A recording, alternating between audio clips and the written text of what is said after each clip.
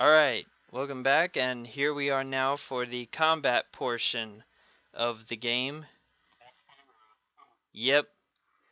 Basically what is going on here in this scenario is it's basically the Russo-Japanese War of 1904, and which in our actual history was a pretty solid victory for the Japanese. So we are playing a battle scenario, which is different than the standard game because we're only playing on a small area and various options are locked out. Like, I can't even go to the intelligence menu.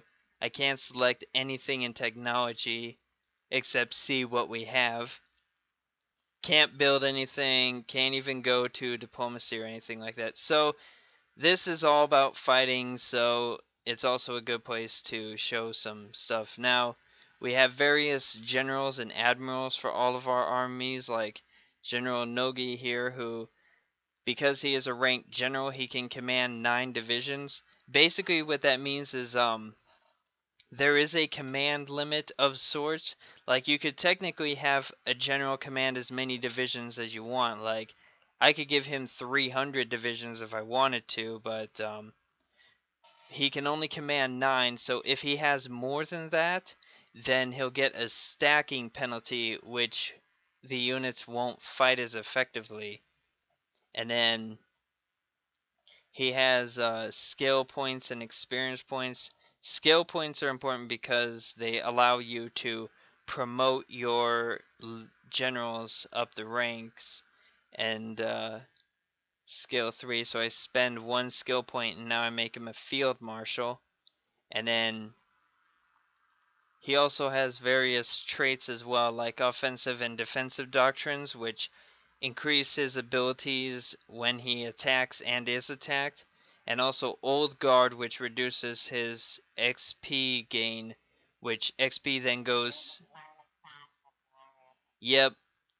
And then, or like this guy, or Field Marshal Oyama here, is offensive doctrine Old Guard, and he's a logistics wizard, which means that I think in units surrounding him, units that he commands, will consume less supplies. So that's a pretty good thing to have. And also the HQ division is an important part because with the HQ it increases the effectiveness of your surrounding units. It's not really meant for combat itself, so I suggest you keep this in a neighboring province because it's more a force multiplier than anything else. And then we have our fleets, which fleet combat is a bit different than ground combat, because in ground combat you just have 2 armies who fight, and then depending on the stats of the generals and their units, they'll just go at it and see who wins. But with naval combat, there is something with positioning. There's a certain range and you have to get your units within a certain position, and then they'll start shooting at each other. And usually doctrines and better ships and stuff will help you get more out of fighting for both naval and air forces. So then we're just gonna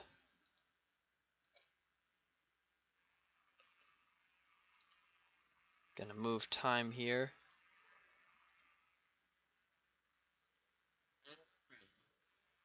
Time to show them. Oh yeah.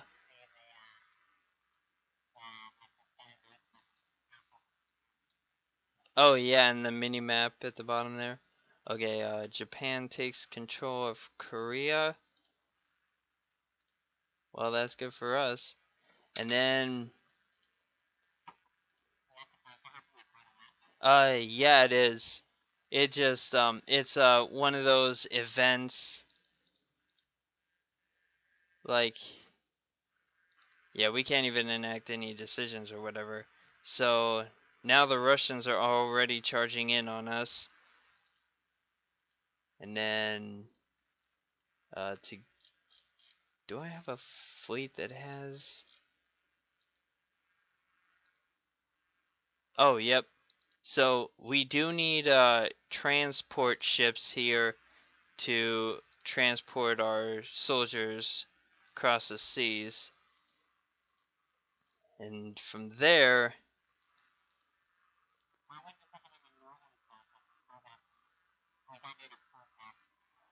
oh,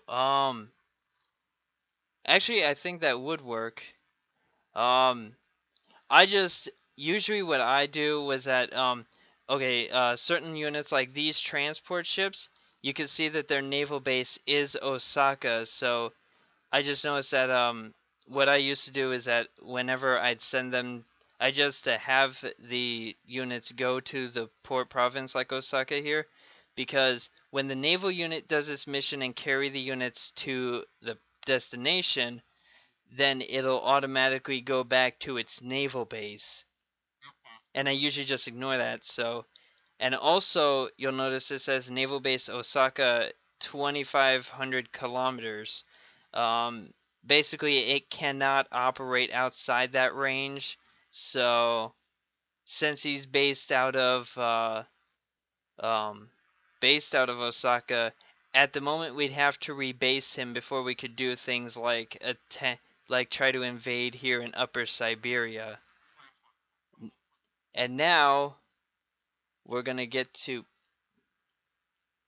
might want to slow down time a little bit because we're gonna see what combat looks like. And this is it. But there is some relevant information, like we can see that the Russian general here has is the logistics wizard and offensive doctrine, and my guy's offensive doctrine, and we see other effects like nighttime, which reduces the effect of combat, and leaders grant bonuses, and also both of our nations have some dissent, so that decreases effectiveness slightly. And also, we're fighting in mountains, so well, we don't have any armor divisions, so that isn't a problem. But it'll affect our offensive capabilities somewhat. Yeah, fighting is happening in real time. Basically, every hour, both units take turns shooting at each other, and the stats of the different army. Well, we just won there. Yep. And also, the cool thing about this game that wasn't in. Well, I don't know if.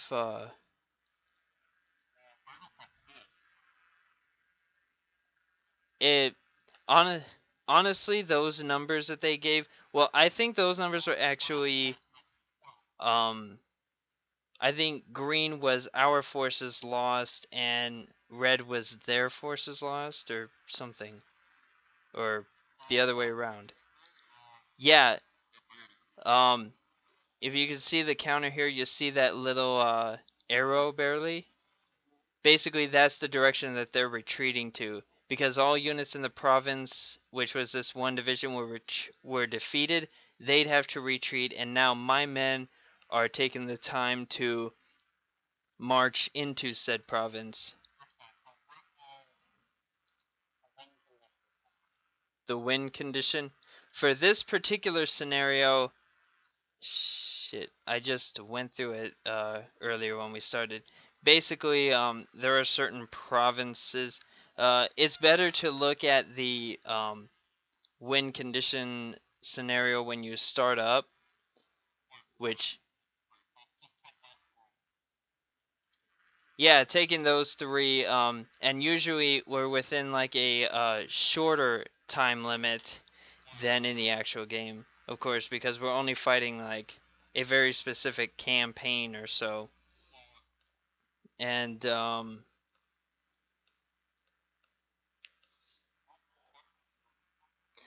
um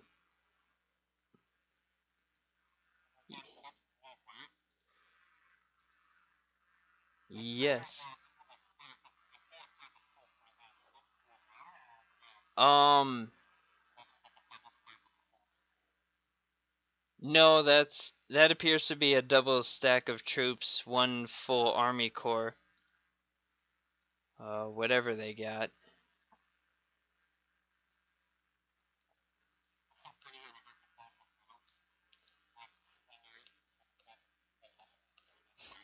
Yeah.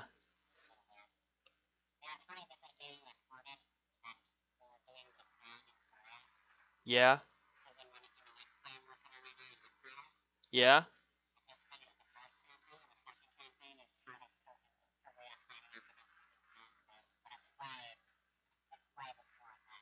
Oh yeah, totally.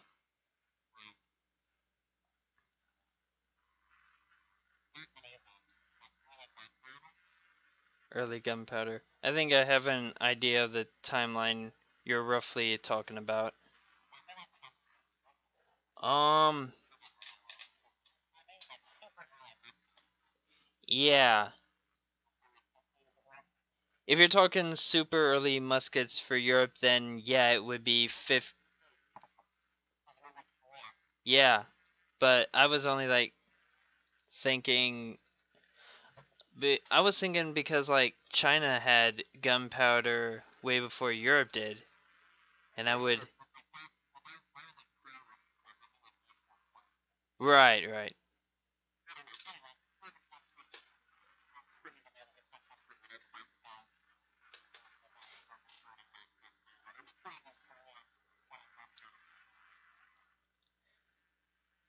Yeah, pretty funny there. So we'll. Ha ha ha ha ha ha ha ha ha ha.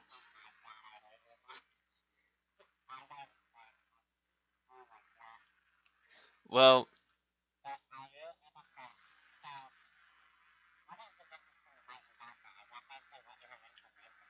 um, light and dark areas. Uh, try moving it over.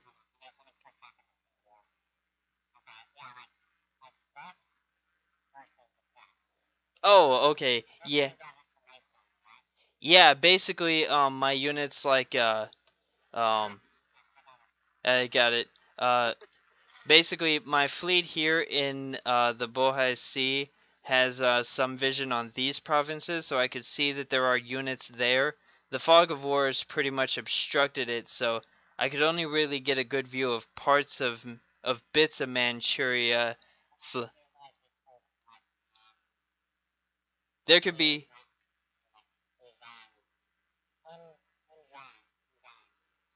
there could be, the Russians could have a garrison set up in Harbin right now.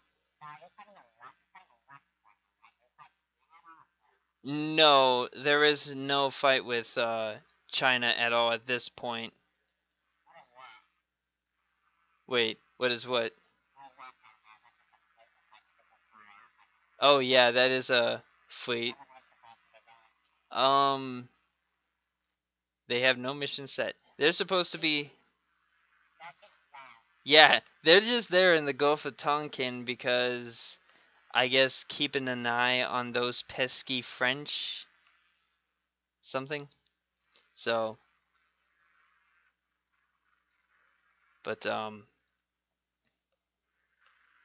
yeah. So basically, we don't know exactly what all they have there, and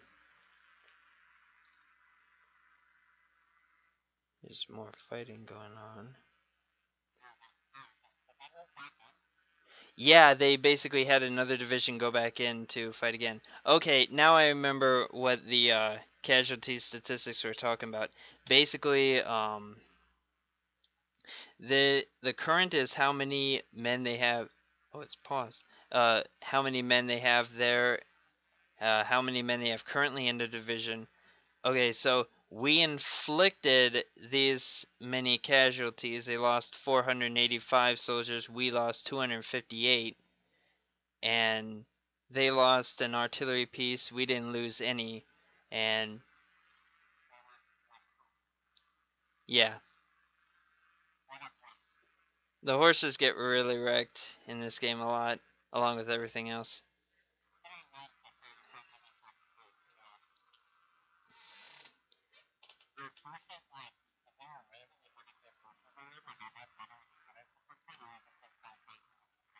Uh, actually, the with the exception of the cavalry units, the horses that you see in this strength with the equipment are just for show.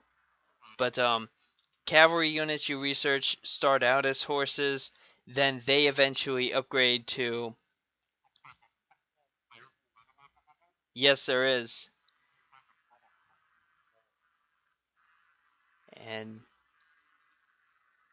And a lot of these stats are usually for and also these stats could also be affected by the brigades attached to the division. So like since we have artillery brigades, we also have more artillery pieces, and assumingly a lot of those horses are there to tow the artillery around. And then all right, these guys are in position, so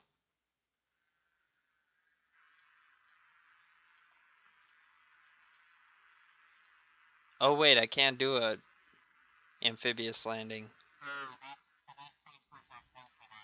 Well, actually, it's not really the transport, but there is a technology.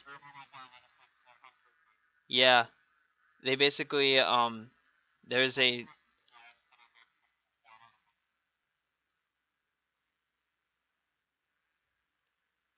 basically there is a technology in the naval doctrine tree that you have to research that allows you to launch amphibious invasions. So this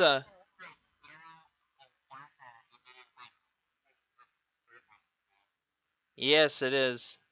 So it would appear that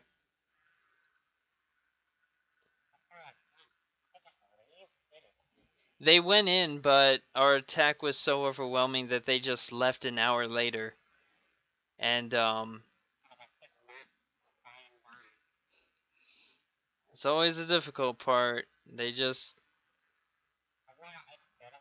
uh that is a good point. I'll just yep. And also the thing about this general is that well, if all these like generals or historical generals, or at least generals where you could get a name or a name and a face. Epic mustache. Anyway, if you use if you use up all of your actual generals, you'll get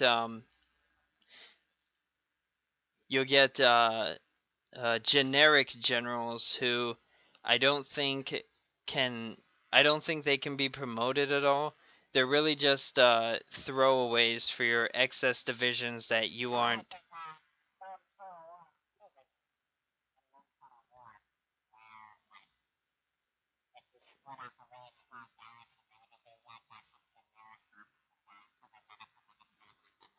Yes, similar to that in certain respects.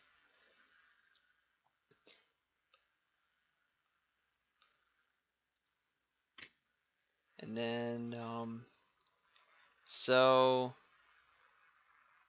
yeah, I'm not really sure what else I can say about the combat stats here, like soft attack and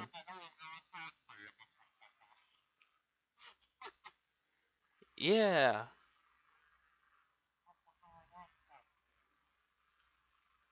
So yeah, yeah. Well, I was hoping I could maybe show like a bit of naval combat here, but I guess the Russians aren't playing ball. So they got them. They got them in Vladivostok and Port Arthur, but my men just if you my men just aren't enough in there to push them out, so to speak. If you take yeah, basically the way that works is you take a province and any naval vessels in the port of that province will be sent into the sea, and then I can't remember if the aircraft in the province, if it has an airfield with them, are either captured or destroyed. I can't remember which exactly happens. So, yeah, I guess that is pretty much it. Any other questions you got for me? All right. Okay, so to everyone at home, this has been Commander N. Would you like to sign out, or? And we will see you next time. Enjoy.